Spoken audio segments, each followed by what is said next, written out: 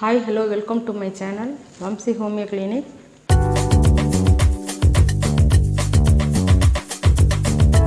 வணக்கம், நான் doctor Ananthanayaki, homeo doctor.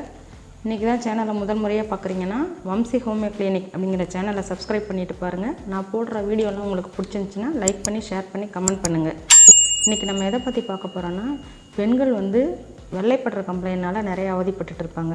வெள்ளைப்படுறதுன்னு பார்த்திங்கன்னா ரொம்ப சளி மாதிரி வருது, தண்ணியாக வருது, திரியாக வருது, ரொம்ப ஸ்மெல் வருது, இது மாதிரி நிறைய பிரச்சனைகள்னால அவதிப்பட்டிருப்பாங்க. ஆனால் அதை பற்றி அவங்களுக்கு ஒரு அவேர்னஸ் இருக்காது. அலட்சியமாக வெள்ளை தானே அப்படிங்கிற மாதிரி அவங்க அது அலட்சியமாக இருப்பாங்க.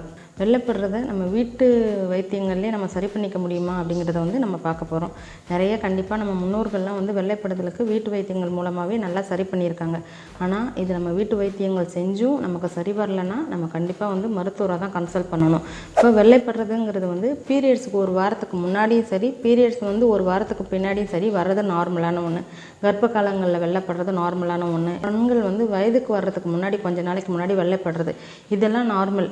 இதை நம்ம பயப்பட வேண்டிய அவசியம் இல்லை. இல்லை ரொம்ப நாளாக எனக்கு வெள்ளைப்பட்டுட்டே இருக்குது, அது துர்நாற்றம் அதிகமாக இருக்குது, வேறு மாதிரி கலர் எதுவும் மாறி வருது, இல்லை ரத்தம் கலந்து வருது அப்படின்னா நம்ம அலட்சியமே படுத்தக்கூடாது. கண்டிப்பாக டாக்டரை கன்சல்ட் பண்ணி நம்ம மெடிசன் எடுக்கணும். ஹோமியோபதியில் பார்த்திங்கன்னா வெள்ளைப்படுதலுக்கு ரொம்ப நல்ல மெடிசன்ஸ்லாம் நிறைய இருக்குது. அது சிம்டமேட்டிக்கல் ட்ரீட்மெண்ட். நான் எல்லா வீடியோவிலும் சொல்லிகிட்டே இருக்கேன். எந்த பேஷண்ட்டுக்கு எப்படி என்ன மெடிசன் கொடுக்கணும், என்ன பவர் கொடுக்கணும், என்ன பொட்டன்சி கொடுக்கணும், அவங்களோட ஹெல்த் எப்படி இருக்குது, அவங்களுக்கு என்ன நம்ம மெடிசன் சூட் பண்ணணுங்கிறத நம்ம அவங்கள நேரில் பார்த்து டாக்டரை கன்சல்ட் பண்ணால் மட்டும்தான் நமக்கு அது சரியான மெடிசன் நமக்கு செட் ஆகும்.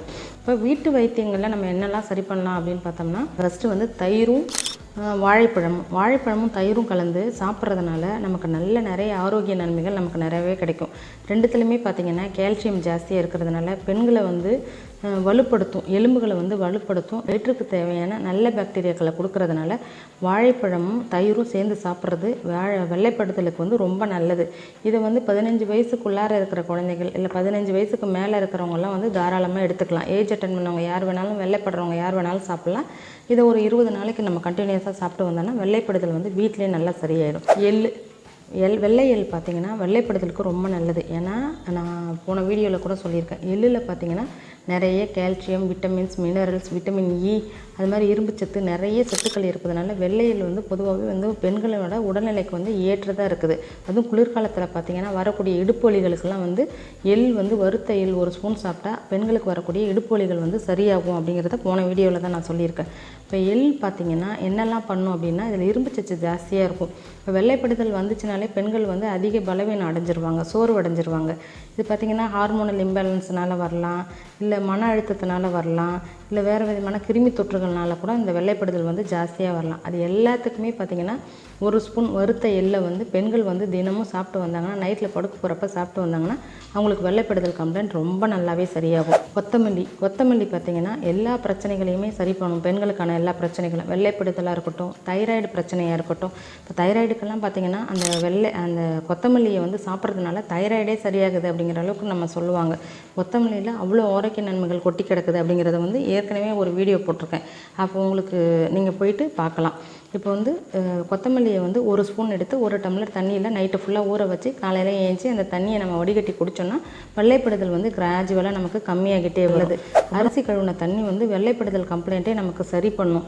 எப்படி அப்படின்னு பார்த்தீங்கன்னா, இப்போ சாதாரணமாக வெள்ளை அரிசி யூஸ் பண்ணுறதை விட நமக்கு ப்ரௌன் ரைஸ், சிகப்பு அரிசி, கைக்குத்தல் அரிசி, அந்த மாதிரி அரிசியை நம்ம யூஸ் பண்ணிக்கிட்டோம்னா ரொம்ப நல்லது. அது உடலுக்குமே நல்லா ஆரோக்கியம்.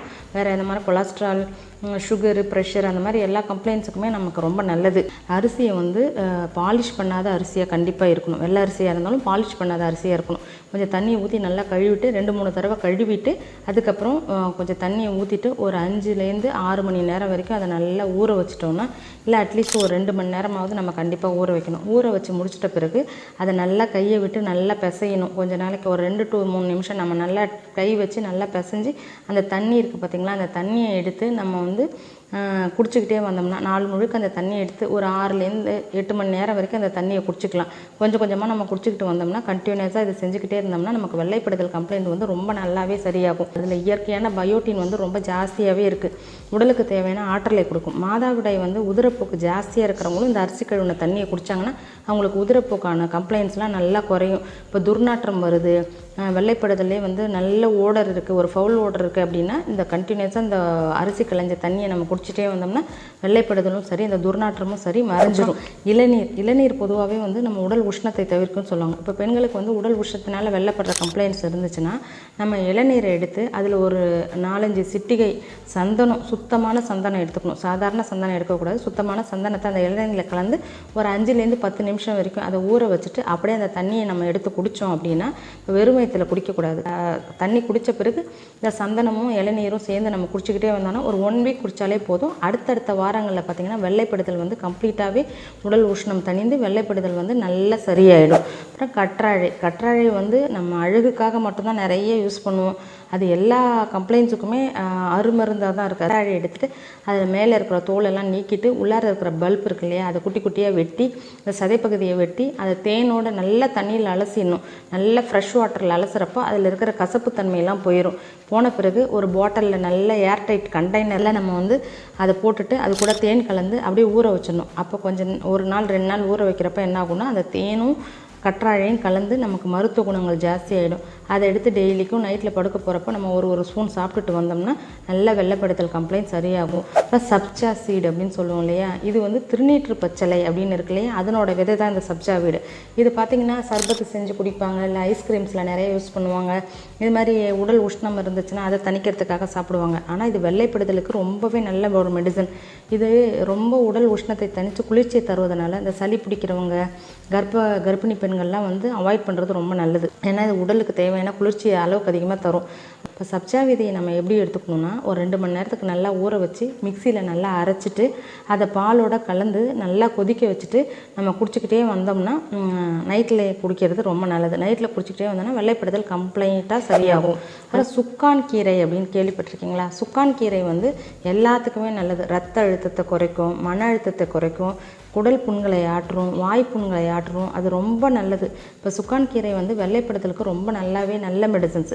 சுக்கான் கீரையை வாங்கி சின்ன சின்னதாக பொடி பொடியாக நறுக்கிட்டு அதில் நம்ம வந்து தேங்காய் துருவல் கலந்து பாசிப்பருப்பு கலந்து நம்ம வதக்கி சாப்பிட்டோம், சாதத்தோடு போட்டு சாப்பிட்டுக்கிட்டே வந்தோம்னா அது ஒரு 15 to 20 டேஸ்லேயே வந்து நமக்கு நல்ல ஒரு வெள்ளைப்படுதல் கம்ப்ளைண்ட்லேருந்து நல்ல ஒரு குணம் பண்ணும். செம்பருத்தியோ இல்லை வந்து அடுக்கு செம்பருத்தியோ அதை எடுத்து நல்லா வாஷ் பண்ணிவிட்டு அதில் இருக்கிற அந்த மகரந்தம் இருக்கும் இல்லையா அதை நீக்கிடக்கூடாது. அதோடய சேர்த்து பெண்கள் வந்து மென்று சுவைச்சு சாப்பிட்றப்போ நல்ல வெள்ளைப்படுதல் கம்ப்ளைண்ட் வந்து நல்லாவே குறையும். நமக்கு கிடைக்கல, செம்பருத்தி பூ கிடைக்கல அப்படின்னா நாட்டு மருந்து கடையில் பார்த்திங்கன்னா செம்பருத்தி பூ பொடி கிடைக்கும். அதை வாங்கிட்டு நம்ம தண்ணியில் போட்டு நல்லா கொதிக்க வச்சு அதை எடுத்துக்கிறது மூலமாகவும் வெள்ளைப்படுதல் வந்து கம்ப்ளைண்ட்ஸ் வந்து ரொம்ப நல்லா சரியாகும். அப்புறம் வெள்ளை பூசணியை வந்து பாசிப்பருப்போட கலந்து சமைச்சு சாப்பிட்டாலும் இல்லை வெள்ளை பூசணிக்காய் ஜூஸ் குடித்தாலுமே வெள்ளைப்படுற கம்ப்ளைண்ட்லாம் வந்து ரொம்ப நல்லா சரியாகும். இப்போது இவ்வளோ அருமருந்துகள் நமக்கு நிறைய கிடைச்சிருக்கு. அப்போது நான் சொன்னேன் இல்லையா அந்த பயோட்டின், அந்த தண்ணி அரிசி கழுவின தண்ணி அதை எப்படி ஊற வைக்கணும்னு சொன்னேன் இல்லையா, அதை வந்து ஒரு மண் சட்டிலேயோ இல்லை துருப்பிடிக்காத பாத்திரத்துலேயோ ஊற வைக்கிறது ரொம்ப அவசியமான ஒன்று. ஏன்னா அதில் இருக்கிற மெட்டாலிக் எஃபெக்ட்லாம் நமக்கு போயிடக்கூடாது இல்லையா. மண் சட்டியில் ஊற வச்சு நம்ம அந்த தண்ணியை குடிக்கிறது இன்னும் வந்து டபுள் பெனிஃபிட் அப்படின்னு சொல்லலாம். அதனால் இவ்வளோ நன்மைகளுக்கு இருக்கக்கூடிய வீட்டு வைத்தியங்களே நம்ம வெள்ளைப்படுதலை வந்து அழகாக சரி பண்ணிக்கலாம். இதுலேயும் நம்ம இதெல்லாம் ட்ரை பண்ணி பார்த்து நமக்கு சரியாகலை, எனக்கு வந்து கலர் மாறி வருது, இல்லை ஃபவுல் ஸ்மெல் இருக்குது, ஓடர் இருக்குது, துர்நாற்றம் இருக்குது, அரிப்பு இருக்குது, எனக்கு நிறைய கம்ப்ளைண்ட்ஸ் இருக்குது அப்படின்னா நம்ம டாக்டரை கன்சல்ட் பண்ணி அவங்க என்ன நமக்கு ப்ரிஸ்கிரைப் பண்ணுறாங்களோ அதை எடுக்கிறது தான் ரொம்ப நல்லது. நன்றி. மீண்டும் அடுத்த ஒரு பதிவில் உங்களை சந்திக்கும் வரை உங்களிடமிருந்து நன்றி கூறி விடைபெறுவது உங்கள் டாக்டர் அனந்தநாயகி. நன்றி, வணக்கம்.